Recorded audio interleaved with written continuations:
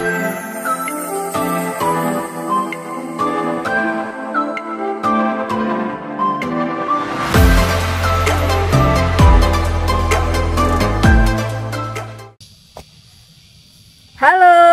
kami dari kelompok 4, saya Siva. Dan saya Junaidi. Oke. Kami akan memaparkan materi perilaku antar kelompok dan manajemen konflik dalam mata kuliah perilaku organisasi dan kepemimpinan pendidikan Islam. Selamat menyaksikan. Apa itu kelompok? Menurut para ahli Flyot Allport, seorang psikolog sosial terkemuka mendefinisikan kelompok sebagai dua atau lebih individu yang saling berintegrasi dan saling mempengaruhi satu sama lain. Jadi sudah dipaparkan bahwasannya definisi kelompok. Sekarang kita masuk pada perilaku antar kelompok. Menurut Vaughan dan Hope, definisi perilaku antar kelompok adalah setiap perilaku yang melibatkan interaksi antara satu atau lebih perwakilan dari dua atau lebih kelompok terpisah. Manajemen konflik. Manajemen adalah suatu sikap atau proses untuk mengatur atau mengawasi kerja seseorang dalam organisasi. Karena manajemen merupakan proses penting yang menggerakkan organisasi.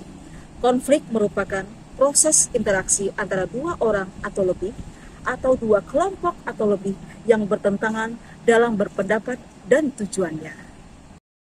Berbicara mengenai jenis-jenis konflik yang terjadi pada suatu organisasi atau lembaga menyebutkan bahwa konflik dalam suatu lembaga dapat terjadi dalam semua tingkatan. Pertama, kita lihat dari konflik interpersonal. Yang kedua, dapat kita lihat dari konflik intragrup. Dan yang ketiga, dapat kita lihat dari konflik intergrup. Dan yang keempat, dapat kita lihat dari konflik intraorganisasi. Di antaranya adalah konflik vertikal, ada konflik horizontal, ada konflik lini dengan staf, ada konflik peran, lalu ada konflik interorganisasi. Selanjutnya kita masuk pada strategi mengatasi konflik organisasi. Dalam hal ini, ada beberapa langkah atau strategi yang dipakai untuk mengatasi konflik yang terjadi. Yang pertama, pendekatan birokratis. Konflik muncul karena adanya hubungan birokratis yang terjadi secara vertikal. Dan untuk menghadapi konflik vertikal model ini, manajer cenderung menggunakan struktur hierarki dalam hubungannya secara otoritas. Yang kedua, pendekatan intervensi otoratif dalam konflik lateral. Bila konflik lateral terjadi, biasanya akan diselesaikan sendiri oleh pihak-pihak yang terlibat konflik. Kemudian, jika konflik tersebut ternyata tidak dapat diselesaikan secara konstruktif, biasanya manajer langsung menggunakan intervensi secara otoratif kedua belah pihak.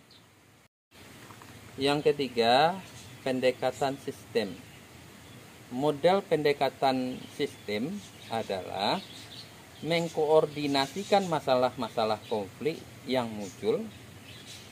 Kemudian pendekatan ini menekankan pada hubungan vertikal dan horizontal antara fungsi-fungsi pemasaran dan produksi dalam suatu organisasi. Yang keempat, dinamakan dengan reorganisasi struktural. Cara pendekatan ini dapat melalui mengubah sistem untuk melihat kemungkinan terjadinya reorganisasi struktural guna meluruskan perbedaan kepentingan dan tujuan yang hendak dicapai kedua belah pihak, seperti membentuk wadah baru dalam organisasi untuk mengatasi konflik yang berlarut-larut sebagai akibat adanya saling ketergantungan tugas. Beberapa penyebab konflik dalam suatu organisasi diantaranya adalah 1. Perbedaan kepribadian, 2. Penghambat komunikasi, ketiga, pertentangan kepentingan, keempat, kelangkaan sumber daya, dan yang kelima, ada gaya administratif yang otokrasi. Demikianlah hasil paparan kelompok kami dari kelompok 4 dengan tugas mata kuliah Perilaku Organisasi dan Kepemimpinan Pendidikan Islam dengan dosen pembimbing Dr. Asmenti SAD MPD dalam perilaku antar kelompok dan manajemen konflik.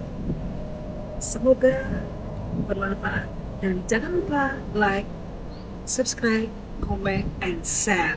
Terima kasih.